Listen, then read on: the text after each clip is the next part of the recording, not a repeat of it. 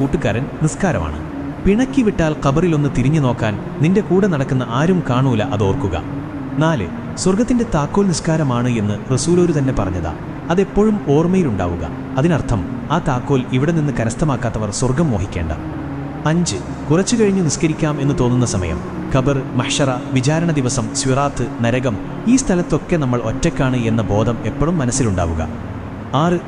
പിന്നൊന്ന് ഉറപ്പിക്കുക, നിസ്കാരം ഉപേക്ഷിച്ചാൽ ഈമാൻ കിട്ടി മരിക്കൂല, ഈമാൻ കിട്ടാതെ മരിച്ചാൽ നരകമുറപ്പിക്കാം, റബ്ബ് കാത്തുരക്ഷിക്കട്ടെ, ആമീൻ. 7.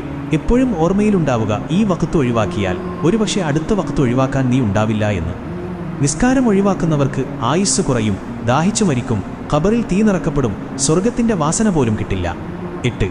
എപ്പോൾ നിസ്കാരം ഒഴിവാക്കണം തോന്നുമ്പോഴും ഓർത്തോ, നീ നിസ്കാരം ഒഴിവാക്കി സമ്പാദിക്കുന്നതൊന്നും നിനക്ക് ഉപകാരപ്പെടില്ല, നഷ്ടങ്ങളല്ലാതെ. 9. റബ്ബിനോട് ഇടയ്ക്ക് ദുആ ചെയ്യുക, മനസ്സ് നന്നാക്കി തരാനും നിസ്കാരത്തിൽ കൂടുതൽ ശ്രദ്ധ കിട്ടാനും.